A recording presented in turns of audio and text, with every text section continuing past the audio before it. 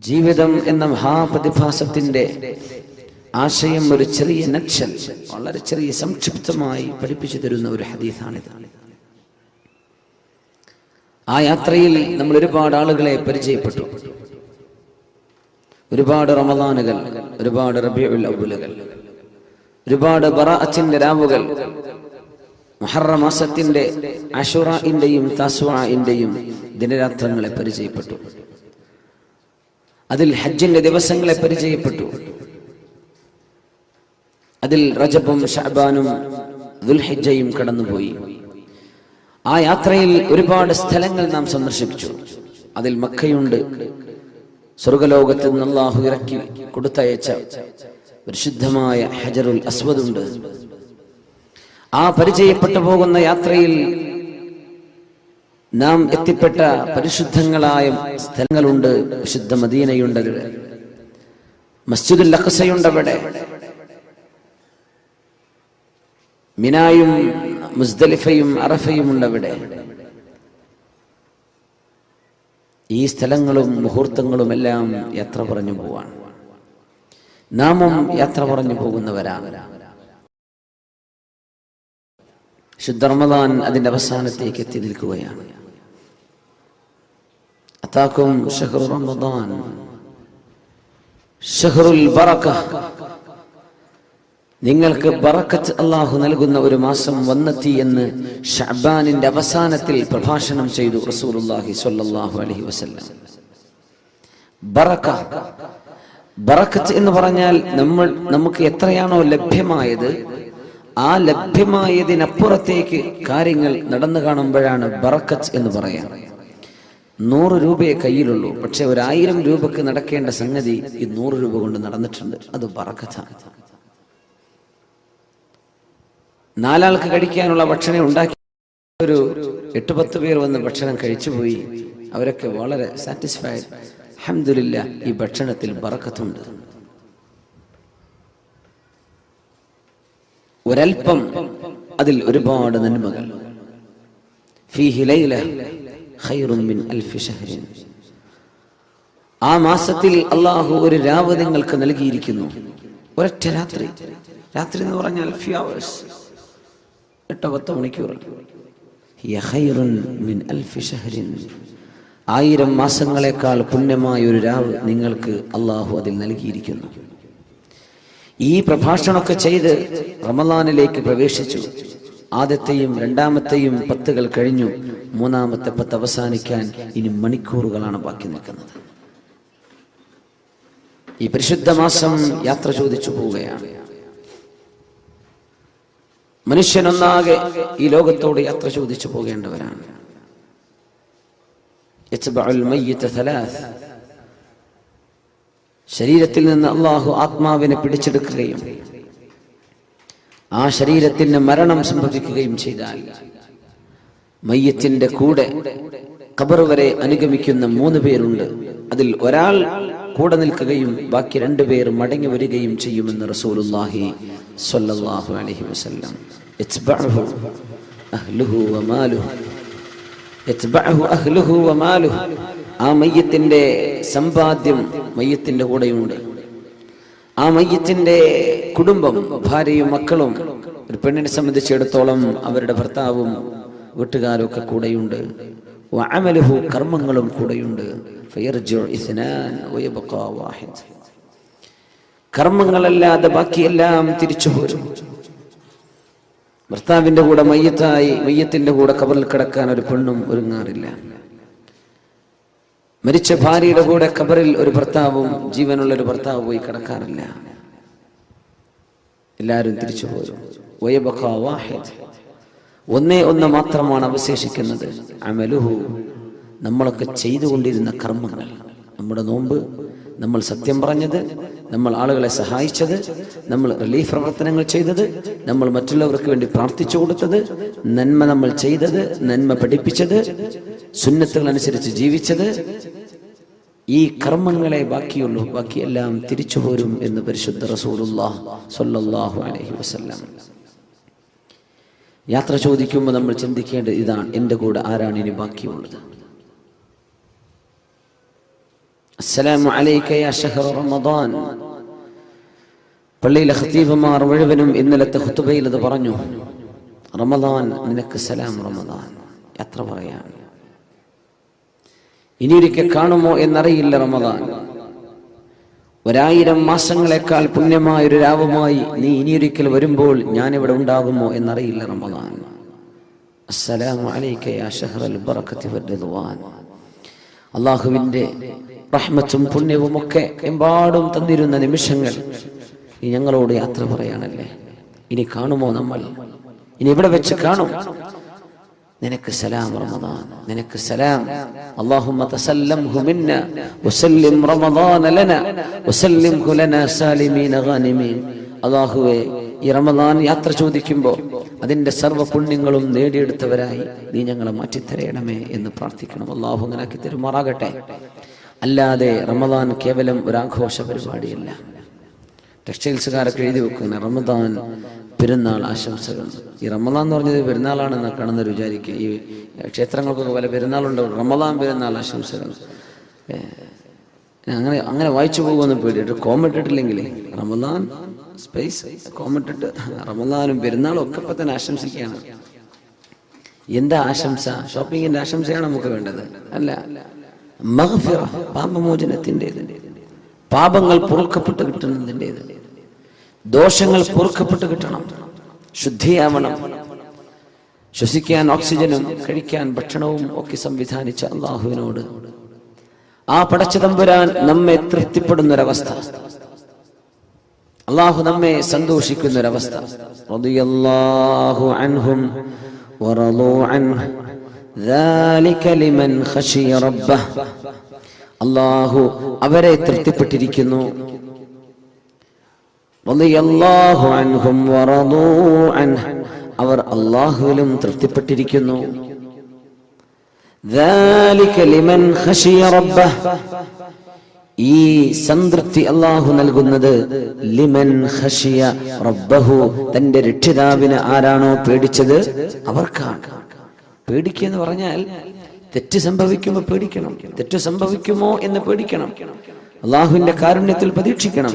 പക്ഷേ അള്ളാഹുവിനെ സംബന്ധിച്ചുള്ള ബോധം എപ്പോഴാണോ എപ്പോഴും ആർക്കാണോ ഉള്ളത് അവർക്കാണ് അള്ളാഹുവിന്റെ സംതൃപ്തി ലഭിക്കുന്നത്. വറിദ്വാനും മിനല്ലാഹി അക്ബർ.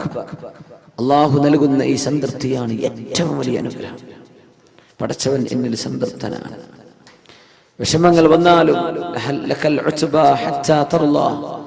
അള്ളാഹുവെ, പരീക്ഷണങ്ങൾ നീ നൽകിയാൽ പോലും നിനക്ക് ഞങ്ങളോട് ദേഷ്യമില്ലെങ്കിൽ അള്ളാഹുവെ, ഇതൊക്കെ ഞങ്ങൾ സഹിക്കാൻ ഒരുക്കമാണ്. അഷ്റഫുൽ ഖൽഖിന്റെ കാലിന്ന് ചോര വന്നപ്പോൾ ദുആ ചെയ്ത പ്രാർത്ഥന അതാണ്. ത്വായിഫിൽ വിഷമിച്ചപ്പോൾ പ്രാർത്ഥിച്ചത് അതാണ്. ലക്കൽ ഉത്ബ ഹത്താ തർളാ ഇല്ലം യകും ബിക ഗളബൻ ഫലാ ഉബാലി.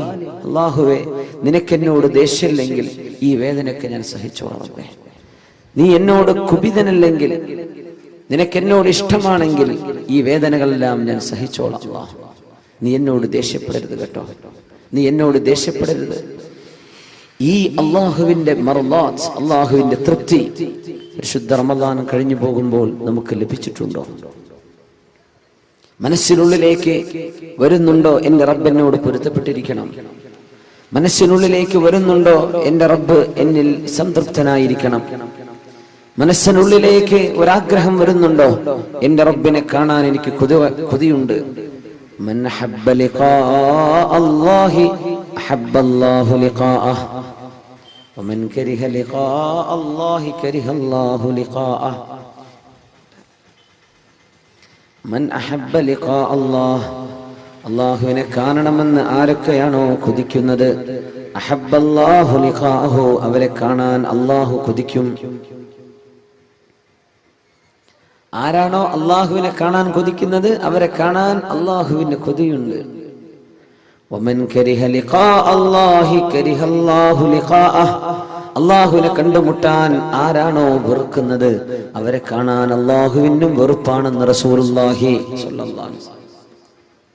ബിലാൽ ഇബ്നു റബാഹ് റളിയല്ലാഹു അൻഹു വഫാത്താകാൻ കിടക്കുമ്പോ, മരിക്കാൻ കിടക്കുമ്പോ, വാ കർബാ വാ സൗജാ, എന്റെ സങ്കടമേ, എന്റെ ഭർത്താവിന്റെ വിയോഗമേ എന്ന് പറഞ്ഞ് പൊട്ടിക്കരയുന്ന ഭാര്യയോട് വാ സഅദാ വാ ഫർഹാ ഗദൻ നൽഖൽ ഹബ്ബ മുഹമ്മദൻ വസഹ്ബ.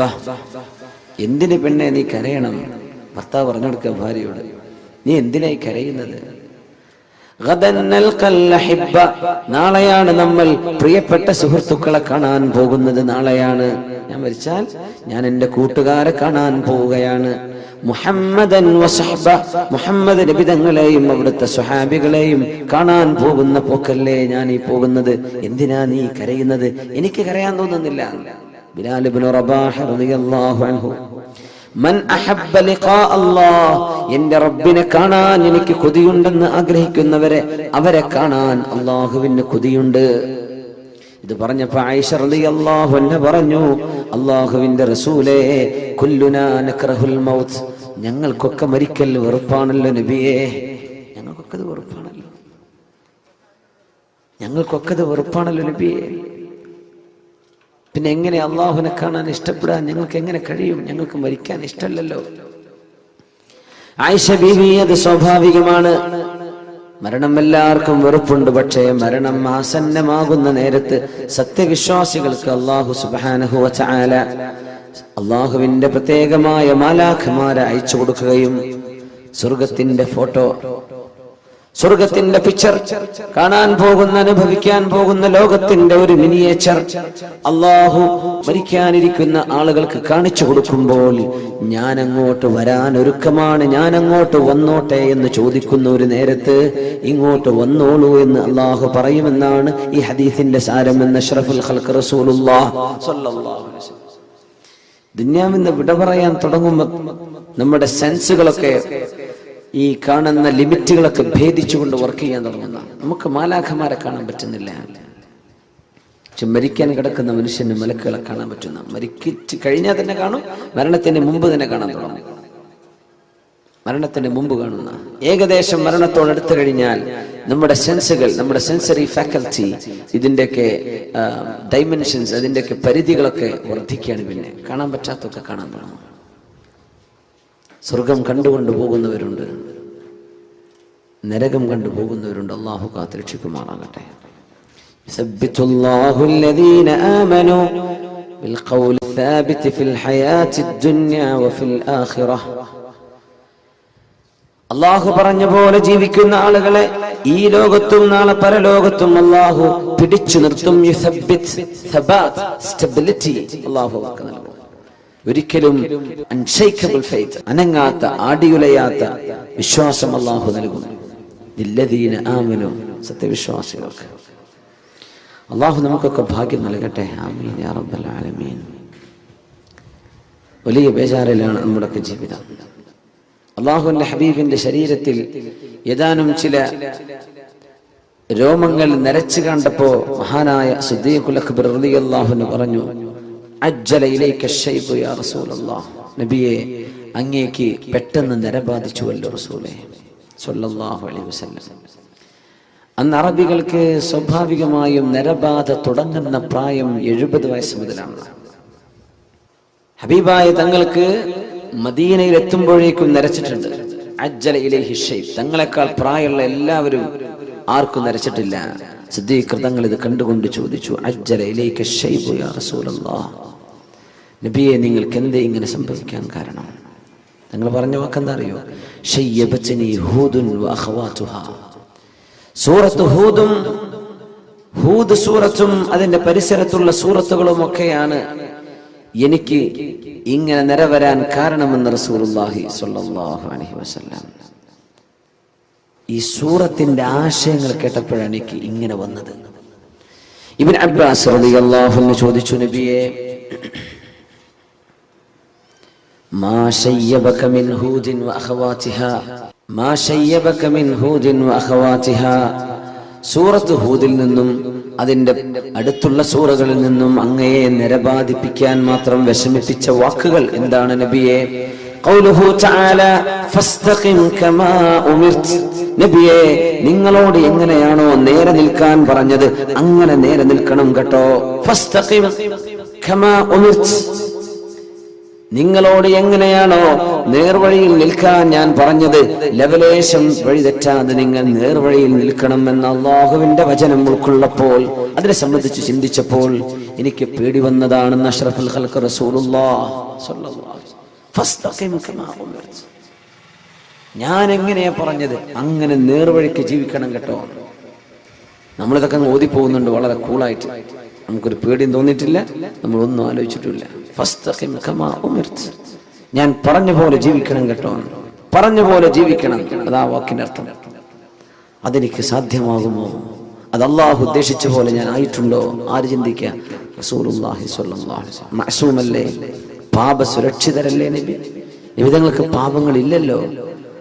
പാപങ്ങളിൽ നിന്ന് പ്രൊട്ടക്ഷൻ. ഗഫറല്ലാഹു ലക മാ തഖദ്ദമ മിൻ ദംബിക വമാ തഅഖർ. ഐ സതറല്ലാഹ്, അള്ളാഹു നിങ്ങൾക്ക് പാപങ്ങൾക്കിടയിൽ മറവച്ചിട്ടില്ലേ നബിയെ?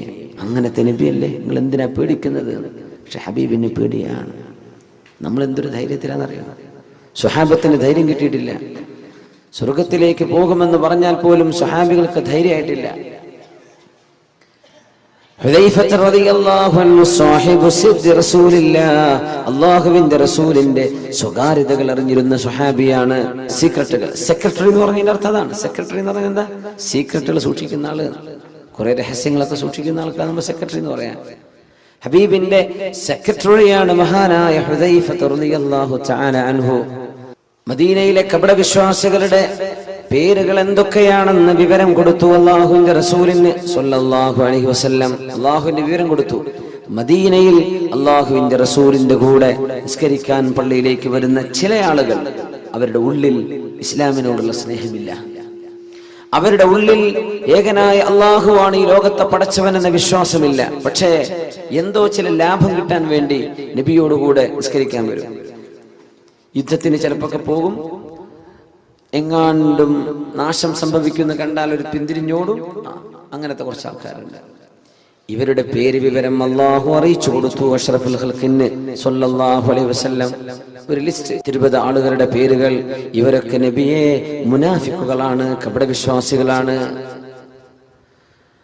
ആ പേര് വിവരം കിട്ടിയപ്പോ ഹുദൈഫ റളിയല്ലാഹു അൻഹു പറഞ്ഞു, ഇത് ഞാൻ ആർക്കും പറഞ്ഞു കൊടുക്കൂല, ഇത് ഞാൻ ആർക്കും പറഞ്ഞു കൊടുക്കൂല. അള്ളാഹുവിന്റെ റസൂലിന്റെ സ്വകാര്യമാണ്, രഹസ്യമാണ്. അത് ഏറ്റവും വലിയ അത്ഭുതം എന്താ അറിയോ? ഒരാൾ കപടവിശ്വാസിയാണെന്ന് അറിഞ്ഞിട്ടും നീ കാപട്യമുള്ള ആളല്ലേ എന്ന് അവരോട് മുഖത്ത് നോക്കി പറയൂല റസൂലുള്ളാഹി സ്വല്ലല്ലാഹു അലൈഹി വസല്ലം. അതാണ് തമ്മിലുള്ള പ്രത്യേകത. അവർക്ക് തോന്നുന്നു നബിന്റെ വലിയ ഫ്രണ്ടാണ്. എല്ലാവർക്കും അങ്ങനെ തോന്നാം. അതാണ് അഷ്റഫുൽ ഖൽഖിന്റെ സ്വഭാവം സ്വല്ലല്ലാഹു അലൈഹി വസല്ലം. മുഖത്ത് നോക്കി പറയും. പക്ഷെ തങ്ങൾക്കറിയാം ഇവർ കപടവിശ്വാസികളാണ്, ഇവരുടെ ഉള്ളിൽ ഇതില്ല എന്ന് തങ്ങൾക്കറിയാം. പക്ഷെ തങ്ങളത് മുഖത്ത് നോക്കി പറയൂല. ആ വിവരം കൈമാറി. ഇങ്ങനെ ഒരു ലിസ്റ്റ് ഹുദൈഫ റളിയല്ലാഹു അൻഹുവിന്റെ കയ്യിൽ കിട്ടി എന്നറിഞ്ഞപ്പോൾ ഉമറുൽ ഫാറൂഖ് റളിയല്ലാഹു അൻഹു പിന്നാലെ കൂടിയിട്ട് ചോദിച്ചു, യാ ഹുദൈഫ, ഹുദൈഫ, ഹുദൈഫ, ആ പേരെനിക്കൊന്ന് പറഞ്ഞു തരോ? ഇല്ല, ഞാൻ പറഞ്ഞു തരൂല. ഹുദൈഫ, നിങ്ങൾ ആ പേരുകൾ എനിക്കൊന്ന് വെളിപ്പെടുത്തി തരുമോ എന്ന് ചോദിച്ചു ഉമറുൽ ഫാറൂഖ് റളിയല്ലാഹു അൻഹു. ഇല്ല. എന്നാൽ ഹുദൈഫ, ഞാനൊന്ന് ചോദിച്ചോട്ടെ, നിങ്ങൾക്ക് അല്ലാഹുവിന്റെ റസൂൽ പറഞ്ഞു തന്ന പേരുകളിൽ ഉമർ ഇബ്നുൽ ഖത്താബ് എന്ന പേരുണ്ടോ എന്ന് എനിക്കൊന്ന് പറഞ്ഞു തരുമോ? ആരാ ചോദിച്ചത്? ഉമറുൽ ഫാറൂഖ് റളിയല്ലാഹു അൻഹു. ഈ പറഞ്ഞ പേരുകളിൽ ഉമർ ഇബ്നുൽ ഖത്താബ് എന്ന പേരുണ്ടോ ഹുദൈഫ? ഇല്ല ഉമറേ, നിങ്ങളുടെ പേരതിലില്ലെന്ന് പറഞ്ഞപ്പോഴാണ് അൽഹംദുലില്ലാഹ്, അച്ചവനെ നീ എന്നെ കപടവിശ്വാസിയാക്കിയില്ലല്ലോ, നീ എന്നെ രക്ഷപ്പെടുത്തിയിട്ടുണ്ടല്ലോ. ഉമർ തങ്ങൾക്ക് പേടിയാണ്. നമ്മളൊരു ഹജ്ജ് ചെയ്ത് വരുമ്പോഴേക്കും മാഷാ അല്ലാഹ് സ്വർഗത്തേക്ക് പോകാൻ ടിക്കറ്റ് കൈ കിട്ടിയെന്ന വിചാരം. നമ്മൾ ഉംറക്ക് പോയി വന്ന് റമദാൻ 27 പള്ളിയിൽ ഇരുന്നാൽ നമ്മളങ്ങ് ധൈര്യപ്പെട്ടു. ഉമർ തങ്ങൾ ചോദിക്കും, എന്റെ പേരതിലുണ്ടോ? ഇന്നൽ മുനാഫിഖീന ഫി ദർക്കിൽ അസ്ഫലി മിനൻ നാർ, കപടവിശ്വാസികൾ, hypocrites are in the lowest stage of the hellfire, ഏറ്റവും നരകത്തിന്റെ ഏറ്റവും താഴേക്കിടയിലുള്ള താഴെ തട്ടിലാണെന്നാണ് കപടവിശ്വാസികൾ, ഏറ്റവും ചൂടുള്ള ഭാഗത്ത്. ഞാൻ അതിലുണ്ടോ എന്ന് പേടിക്കുന്ന ഉമർ റളിയല്ലാഹു അൻഹു ഒരാടർത്ത് മാംസം കറി വെച്ച നേരത്തെ പറഞ്ഞു പോയിട്ടുണ്ട്. ഇതേ ഉമർ ഇബ്നുൽ ഖത്താബ് റളിയല്ലാഹു അൻഹു ഇതേ വാക്കുകൾ പറഞ്ഞു പോയിട്ടുണ്ട്. ആ വാക്കുകൾ, അല്ലാഹുവേ, ഞാനൊരു ആട്ടിൻ കുട്ടിയായി ജനിക്കുകയും എന്നെ ആളുകൾ അറുക്കുകയും മാംസമായി കഴിക്കപ്പെടുകയും ചെയ്ത് നാളെ പരലോകത്ത് ഞാൻ ഒരുമിച്ച് കൂട്ടപ്പെടുമ്പോൾ കൂനൂ തുറാബാ, നിങ്ങൾ മണ്ണുകളായി മാറിക്കോളൂ എന്ന് പറയപ്പെടാൻ മാത്രം ഒരു ജീവിയായി മാറിയിരുന്നെങ്കിൽ എത്ര നന്നായിരുന്നേനെ. ആര്? യാ ഉമർ, ഉമറേ, ലൗ സലക്ത ഫജ്ജൻ ലസലക ശൈത്വാനു ഫജ്ജൻ ഗൈറ ഫജ്ജിക യാ ഉമർ. ഉമറേ, നിങ്ങളൊരു വഴിക്ക് ഇങ്ങനെ നടന്നു വന്നാൽ പിശാച് ആ വഴിക്ക് നടന്നു വരികയില്ല ഉമറേ. നിങ്ങളെ കണ്ടാൽ പിശാച് പോലും പേടിക്കുമെന്ന് പറഞ്ഞ ഉമറുൽ ഫാറൂഖ് റളിയല്ലാഹു അൻഹു. പിശാച് പോലും വരില്ല ആ വഴിക്ക്. ഹബീബിന്റെ മുമ്പിൽ ഖുറൈശികളായ ഒരുപാട് പെണ്ണുങ്ങൾ വന്ന് നബി തങ്ങളുടെ വീട്ടുകാരോട് തമാശ പറഞ്ഞ് ചിരിക്കുന്ന സമയത്ത് മഹാനായ ഉമർ ഫാറൂഖ് റളിയല്ലാഹു അൻഹു വീട്ടിലേക്ക് കയറി വന്നപ്പോ എല്ലാവരും ഓടി ഒളിച്ച നേരത്തെ അല്ലാഹുവിന്റെ റസൂൽ പറഞ്ഞു, മനുഷ്യരിലെയും ജിന്നുകളിലെയും ശൈത്താന്മാർക്ക് ഉമറിനെ പേടിയാണല്ലോ. എല്ലാവരും ഓടി ഒളിച്ചു. അങ്ങനത്തെ ഉമർ തങ്ങളാണ് ഞാൻ നാളെ രക്ഷപ്പെടും എന്ന് ചിന്തിക്കുന്നത്. റബ്ബനാ തഖബ്ബൽ മിന്നാ ഇന്നക അൻതസ് സമീഉൽ അലീം. കഅബാലയം പണിതീർത്തുകയും കഅബാലയത്തിന്റെ കല്ലുകൾ പെടുത്തു വെക്കുകയും ചെയ്തതിന്റെ ശേഷം, അല്ലാഹുവേ, ഞാനും എന്റെ പുത്രൻ ഇസ്മാഈൽ നബിയും ചെയ്തു വെച്ച ഈ കർമ്മം നീ അങ്ങ് സ്വീകരിക്കണേ അല്ലാഹ്. ആര് ദുആ ചെയ്തു? ഇബ്രാഹിം അലൈഹിസ്സലാം. ربنا تقبل منا إنك أنت السميع العليم. എല്ലാം കേൾക്കുന്ന പടച്ചവനെ, എല്ലാം അറിയുന്ന പടച്ചവനെ, ഞങ്ങളുടെ മനസ്സിന്റെ ഉദ്ദേശങ്ങൾ അറിയുന്ന അല്ലാഹ്, ഈ കർമ്മം നീ ഞങ്ങളിൽ നിന്ന് സ്വീകരിക്കണമേ. റമദാൻ കഴിഞ്ഞു പോകുമ്പോ ഈ റമദാൻ ഞങ്ങളിൽ നിന്ന് സ്വീകരിക്കണേ. നമ്മൾ അങ്ങനെ ദുആ ചെയ്തിട്ടുണ്ടോ? നോമ്പ് നോറ്റു, اللهم لك صمت وعلى رزقك افطرت. നീ തന്ന ഭക്ഷണം കഴിച്ച് നോമ്പ് ഞാൻ മുറിച്ചു റബ്ബേ. നീ പറഞ്ഞ പോലെ നോമ്പ് നോറ്റിട്ടുണ്ട് പടച്ചവനെ. ذهب الظمأ وابتلت العروق وثبت الأجر إن شاء الله. നീ തന്ന വെള്ളം ഞാനങ്ങ് കുടിച്ചപ്പോൾ, എന്റെ തൊണ്ടയിലേക്ക് വെള്ളം ഇറങ്ങിയപ്പോൾ ദാഹം തീർന്നിട്ടുണ്ടല്ലോ. ഒരു തുള്ളി വെള്ളത്തിന്റെ വില എത്രയാണെന്ന് നോമ്പുകാരൻ പഠിക്കണമെന്നാണ് പരിശുദ്ധ റസൂലുള്ളാഹി തങ്ങളുടെ ഈ സുന്നത്ത് മനസ്സിലാക്കി തരുന്നത്. ഒരു തുള്ളി വെള്ളത്തിന്റെ അനുഗ്രഹം എത്രയാണ്. ഒരു മുറുക്ക് വെള്ളം ഇറക്കുമ്പോൾ ദ്വാരക്കണം, എന്ത്? ദഹബല്ലമ, എന്റെ ദാഹം പോയി. വബതല്ലത്തിൽ ഉറൂഖ്, ഞരമ്പുകളെല്ലാം നനഞ്ഞല്ലോ. എവിടെ? തൊണ്ടന്നെ മുഴുവൻ നനഞ്ഞിട്ടില്ല. അപ്പോഴും ദുആ ചെയ്യണം, എന്താ? എന്റെ ഞരമ്പുകളൊക്കെ നനഞ്ഞു, എന്റെ തൊണ്ടയൊക്കെ നനഞ്ഞു, ആശ്വാസമായി. ഒരു തുള്ളി വെള്ളം, എത്ര വെള്ളം നമ്മൾ വേസ്റ്റ് ആക്കുന്നത്, എത്ര വെള്ളം നമ്മൾ മലിനമാക്കുന്നത്. ഒരു തുള്ളി വെള്ളം എത്തുമ്പോൾ ദുആ ചെയ്യണം, എന്റെ തൊണ്ട നനഞ്ഞല്ലോ അല്ലാഹ്, അത് നീ ചെയ്ത അനുഗ്രഹമാണ്. എന്റെ ഞരമ്പുകൾക്ക് നനവ് ലഭിച്ചല്ലോ പടച്ചവനെ. അങ്ങനെ പ്രാർത്ഥിക്കാൻ പറഞ്ഞിട്ടും നമ്മൾ അല്ലാഹുവേ ഈ നോമ്പ് നീ സ്വീകരിക്കണേ അല്ലാ എന്ന് ദുആ ചെയ്തിട്ടുണ്ടോ? നമ്മൾ അങ്ങനെ ദുആ ചെയ്തിട്ടുണ്ടോ? നമ്മൾ മനസ്സറിച്ച് ചോദിക്കും. നാളത്തെ നോമ്പിൽ നിയ്യത്ത് വെക്കും, നമ്മൾ തലേന്ന് രാത്രി നിയ്യത്തൊക്കെ വെക്കുന്നുണ്ട്. പക്ഷെ ഇന്നലെ നോറ്റെന്ന് നീ സ്വീകരിച്ചോ പടച്ചോനെ? അത് നീ എന്നെ ഒന്ന് കബൂലാക്കിയിട്ടുണ്ടോ? ഇങ്ങനെ നമ്മൾ ആരാ ചിന്തിച്ചിട്ടുണ്ടോ? അങ്ങനെ നീ സ്വീകരിച്ചോ? കഅബാലയം പണിതീർത്തിയപ്പോഴാണ് മഹാനായ ഇബ്രാഹിം നബി അലൈഹിസ്സലാം ദുആ ചെയ്യുന്നത്, നീ സ്വീകരിക്കണേ അല്ലാഹ്. നമ്മൾ പള്ളി പണി കഴിഞ്ഞാൽ വിചാരിക്കും പള്ളിയല്ലേ എന്തായാലും അല്ലാഹ് സ്വീകരിക്കുമെന്ന് ഉറപ്പല്ലേ? അല്ലല്ല, കഅബ ഉണ്ടാക്കിയപ്പോഴാണ് ചോദിച്ചത്. പള്ളി പണി ചെയ്തിട്ടും അല്ലാഹ് സ്വീകരിക്കാതിരിക്കാനൊക്കെ പറ്റും, അങ്ങനെയൊക്കെ ഉണ്ടാവും. തബൂക്ക് യുദ്ധം നടക്കുമ്പോഴാണ് മസ്ജിദുൽ ദിറാർ എന്ന് പറഞ്ഞ പള്ളി ഉണ്ടാക്കിയത് മുനാഫിഖീങ്ങൾ. പള്ളി തന്നെയായിരുന്നു. തബൂക്ക് യുദ്ധം കഴിഞ്ഞ് വരുമ്പോഴാണ് കേൾക്കുന്നത് മുനാഫിഖുകൾ പുതിയ പള്ളി തുടങ്ങിയിട്ടുണ്ട്. 4 ആൾക്ക് വേണ്ടി ജുമാ ഏർപ്പാടൊക്കെ ഉണ്ട് നമ്മുടെ നാട്ടിൽ. 4 ആൾക്ക് വേണ്ടി ജുമഅത്തുൽ ഉണ്ടാക്കി. സുബ്ഹാനല്ലാഹ്. അന്ന് മദീനയിൽ അങ്ങനെ സംഭവിച്ചു. മസ്ജിദുൽ ദിറാർ.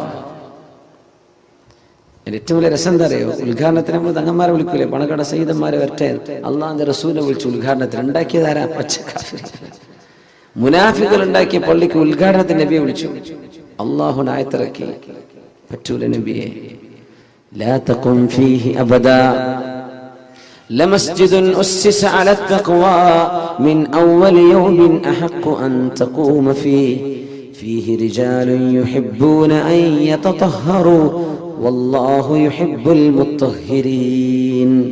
പോകരുത് നബിയേ, ലാ തഖും ഫീഹി അബദ, ഒരിക്കലും അവിടെ പോയി നിസ്കരിക്കണ്ട, അങ്ങൊരിക്കലും ആ പള്ളിയിലേക്ക് കയറരുത് നബിയേ, ഇത് അല്ലാഹു സ്വീകരിക്കാത്ത പള്ളിയാണ്. മദീനയിൽ ആ പള്ളി കരിച്ചു കളയാൻ പറഞ്ഞു, ഫിത്ന ഉണ്ടാക്കിയതായിരുന്നു, പാർട്ടി ഗ്രൂപ്പ് ഉണ്ടാക്കാൻ. ലാ തഖും ഫീഹി അബദ വല്ലദീന, ചില ആളുകൾ തഖദൂ മസ്ജിദൻ ദിറാറൻ, മുസ്ലിമീങ്ങളെ ബുദ്ധിമുട്ടാക്കാനുണ്ടാക്കിയത്. നിയ്യത്ത് എന്താ, അതിനനുസരിച്ച് കൂലി കിട്ടുള്ളൂ. അറബിന്റെ പൈസ കൊണ്ടൊന്നും ഉണ്ടാക്കിയിട്ടുണ്ടോ നല്ല സ്വീകരിച്ചോളന്നില്ല, അറബിക്ക് കൂലി കിട്ടും. പക്ഷെ ഇവിടെ ഉണ്ടാക്കിയത് എന്തിനാന്ന് ആലോചിക്കണം.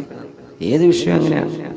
ഇസ്ലാമിന്റെ വിഷയങ്ങളൊക്കെ നിയ്യത്തിന്മേല കിടക്കുന്നത്. പള്ളിന്റെ പെയിന്റും ചുരുക്കൊന്നുമല്ല, വലുപ്പവും മിനാരത്തിന്റെ ഹൈറ്റോ ഇതൊന്നും വിഷയമല്ല. അത് ഉണ്ടാക്കിയത് എന്തിനാണ്, ലക്ഷ്യം എന്താ, എന്തിനാ നമ്മൾ നോമ്പൊറ്റത്, അല്ലാഹു നോക്കുന്നത്.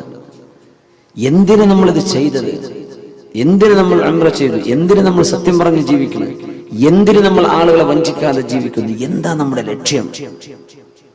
ആ ലക്ഷ്യം നന്നായാൽ മാത്രമേ അല്ലാഹു കബൂലാക്കുന്നുള്ളൂ. അത് മാത്രമോ, കബൂലാക്കണേ എന്ന് ദുആ ചെയ്യണമെന്ന്. റബ്ബനാ തഖബ്ബൽ മിന്നാ, നീ ഞങ്ങളിൽ നിന്ന് സ്വീകരിക്കണേ അല്ലാഹ്.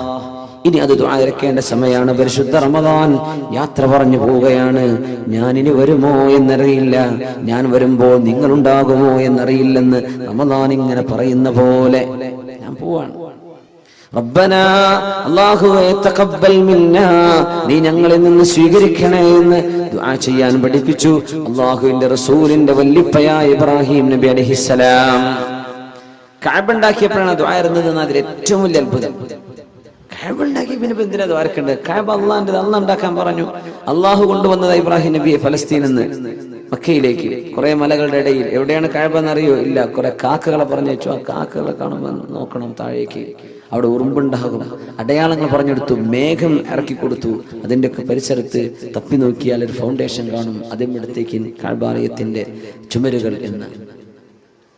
അത് അല്ലാഹുവിന്റെ മുഴുവൻ ഡിവൈൻ ഇൻസ്പിറേഷൻ, അല്ലാഹു നൽകുന്ന ഡിവൈൻ റെവലേഷൻ, അല്ലാഹുവിന്റെ വഹി അനുസരിച്ച് ചെയ്ത പള്ളിയാണ്. എന്നിട്ടും ഇബ്രാഹിം നബി എന്താ പറഞ്ഞെന്നറിയോ? റബ്ബനാ, ഞങ്ങളുടെ രക്ഷിതാവേ, തഖബ്ബൽ മിന്നാ, ഇത് ഞങ്ങളിൽ നിന്ന് സ്വീകരിക്കണേ അല്ലാഹ്. അല്ലാഹു നമ്മുടെ നോമ്പൊക്കെ സ്വീകരിക്കട്ടെ, നമ്മുടെ റമദാൻ അല്ലാഹു കബൂൽ ചെയ്യട്ടെ, നമ്മൾ ചെയ്ത ദാനധർമ്മങ്ങൾ അല്ലാഹു സ്വീകരിക്കട്ടെ, നമ്മുടെ പ്രാർത്ഥനകൾ അല്ലാഹു സ്വീകരിക്കട്ടെ. അല്ലാഹു നമുക്ക് പുറത്തു തരട്ടെ. ആമീൻ യാ റബ്ബൽ ആലമീൻ. ربنا تقبل منا إنك أنت السميع العليم. എല്ലാം അറിയുന്ന പടച്ചവനെ, നീ ഞങ്ങളിൽ നിന്ന് കബൂലാക്കണമേ. ഇന്നമാ യതഖബ്ബലുല്ലാഹു മിനൽ മുത്തഖീൻ, അല്ലാഹുവിനെ സൂക്ഷ്മതയോടുകൂടെ ജീവിക്കുന്നവരിൽ നിന്നേ അല്ലാഹു സ്വീകരിക്കുന്നുള്ളൂ. അതാ വിഷയം. സൂക്ഷ്മതയുള്ളവരിൽ നിന്നേ അല്ലാഹു സ്വീകരിക്കുന്നുള്ളൂ. അല്ലാത്തതൊക്കെ നോമ്പോറ്റോ, ആന്നോറ്റോ, നിസ്കരിച്ചു, ഇത് ഫയലിൽ സ്വീകരിക്കോ? സ്വീകരിക്കാൻ പറ്റൂല,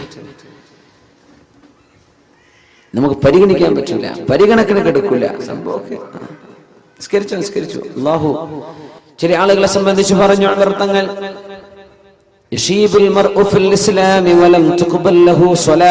എത്രയോ ആളുകൾക്ക് മുസ്ലിമായിട്ട് ജീവിച്ച് പ്രായം ഒരുപാടെന്ന് തലമുടിയെല്ലാം നരച്ചിരിക്കുന്ന അവസ്ഥയിലേക്ക് ആകുമ്പോഴേക്കും വലം തുഖ്ബൽ ലഹു സ്വലാ, ഒരു നിസ്കാരം പോലും സ്വീകരിക്കപ്പെടാത്തതുണ്ടാകാം.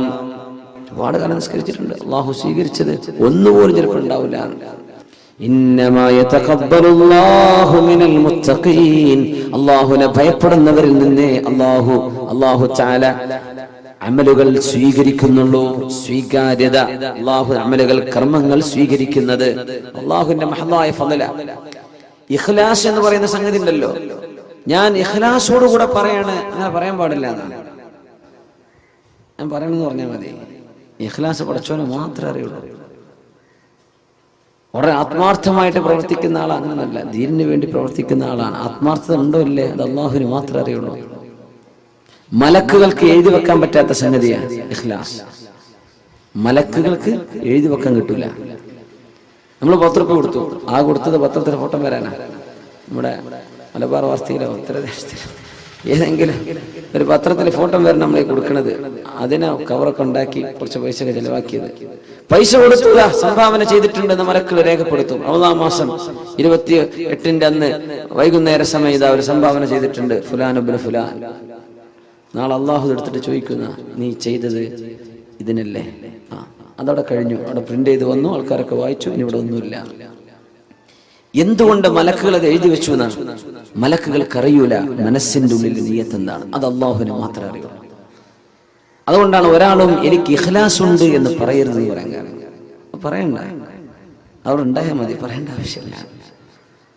ഞാൻ ആത്മാർത്ഥമായിട്ട് അഭ്യർത്ഥിക്കുകയാണ്, അങ്ങനെയൊന്നും പറയണ്ട. ഞാൻ ആത്മാർത്ഥമായിട്ട് പറയാണ്, ഞാൻ പറയണമെന്ന് പറഞ്ഞാൽ മതി. അത് ആത്മാർത്ഥത ഉണ്ടോ ഇല്ലേ എന്ന് പടച്ചവൻ അറിയും, പടച്ചവൻ അറിയിച്ചു കൊടുക്കുന്നവർക്ക് അറിയും. ക്ലെയിം ചെയ്യാൻ പാടില്ല, ഞാനത് ചെയ്തിട്ടുണ്ടെന്ന് ക്ലെയിം ചെയ്യാൻ പാടില്ല.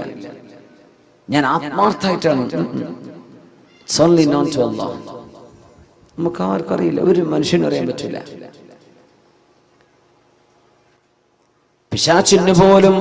പിശാചിന് പോലും വഴിതെറ്റിക്കാൻ കഴിയില്ലെന്ന് ഖുർആൻ പറഞ്ഞ ഇല്ലാ ഇബാദകൽ മുഖ്ലസീൻ, പടച്ചവനെ ഇഖ്ലാസ് നീയായിട്ട് നൽകിയ ആളുകൾക്കൊഴികെ മറ്റാരെയും എനിക്ക് വഴിപഴപ്പിക്കാൻ കഴിയില്ല.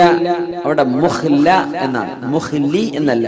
മുഖ്ലിസുണ്ട്, മുഖ്ലിസീനുണ്ട്, മുഖ്ലസീൻ. ഇവിടെ മുഖ്ലിസീൻ എന്ന് പറഞ്ഞാൽ ആത്മാർത്ഥത നമ്മളായിട്ടാണ് ചെയ്തു തുടങ്ങുകയാണ്. അങ്ങനത്തെ ആളുകൾ ഉഷാറന്നെ.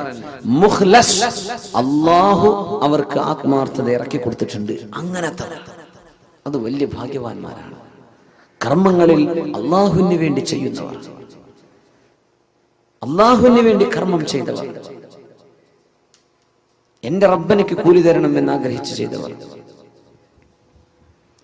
ഒരു പെണ്ണ് വന്ന് പറഞ്ഞു, യാ റസൂലല്ലാഹ് ഇന്നലി ഖറാബതൻ, എനിക്ക് ചില ബന്ധുക്കളുണ്ട് നബിയേ, അസ്ലുഹും വയഖ്തഊനി, ഞാൻ അവരോട് സ്നേഹബന്ധത്തിലാണ്, ഞാൻ അവരെ സ്നേഹത്തോടെയാണ് അവരോട് പെരുമാറുന്നത്.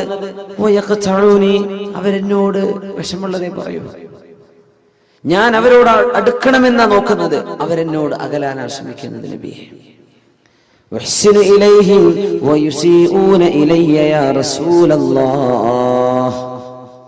നബിയെ, ഞാൻ അവർക്ക് നന്മയാണ് ചെയ്യുന്നത്, അവരെനിക്ക് തിന്മ. തൊട്ടടുത്ത അയൽപക്കക്കാരാവാം, നോമ്പുറക്കാനുള്ള സാധനങ്ങളൊക്കെ 10 ഇറച്ചിയൊക്കെ കൊണ്ടേ കൊടുക്കും, അങ്ങോട്ട് ഇങ്ങോട്ട് അവിടുത്തെ വേസ്റ്റൊക്കെ മുറ്റത്തേക്ക് ഇടുന്നു. അതപ്പോ പറഞ്ഞതിന്റെ അർത്ഥം ഒരു ഉദാഹരണം പറയാം. അങ്ങോട്ട് ചെയ്യുന്നത് നന്മയാണ്, ഇങ്ങോട്ട് ഉപദ്രവമാണ് നബിയെ. അഹ്ലുമു അലൈഹിം വയജ്ഹലൂന അലയ്യ, ഇതൊരു സ്വഹാബിയാണ് പറഞ്ഞതെന്നും ഹദീസിലുണ്ട്, ഒരാണാണ്.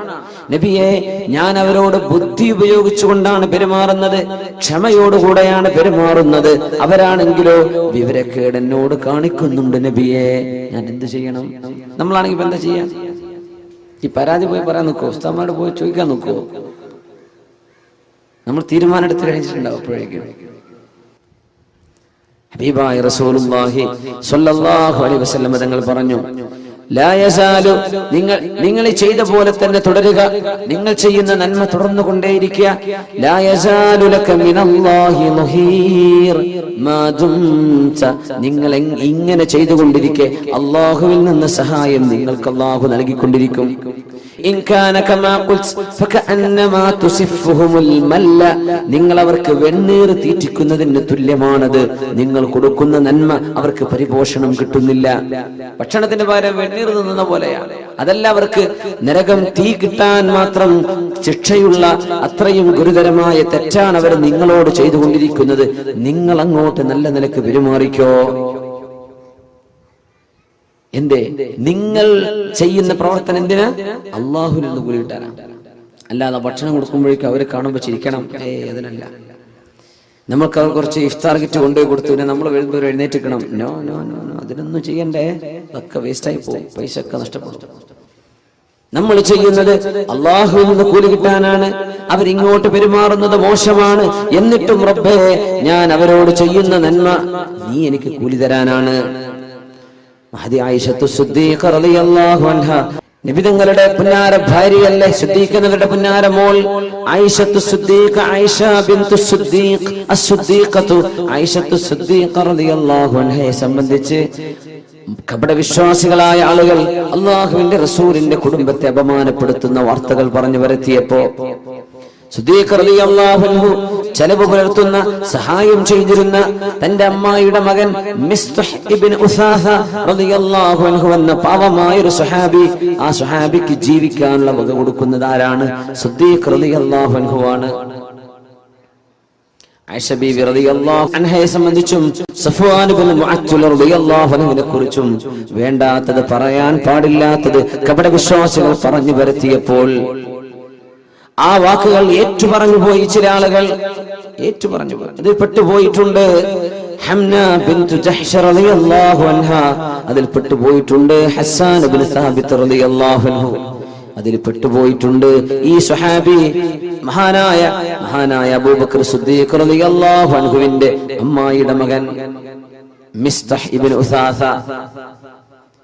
അവർക്കൊക്കെ 80 വീതം അടിക്കപ്പെട്ടു. വ്യഭിചാര ആരോപണം ഒരാൾ തെളിവുകളില്ലാതെ പറഞ്ഞാൽ, തെളിവെന്ന് പറഞ്ഞാൽ 4 സാക്ഷികൾ പച്ചയിൽ കാണുന്ന രീതിയിൽ വിഷയം കാണാതെ വെറുതെ ആരോപണം ഉന്നയിച്ചാൽ ഇസ്ലാമിന്റെ കോടതി അവർക്ക് 80 അടി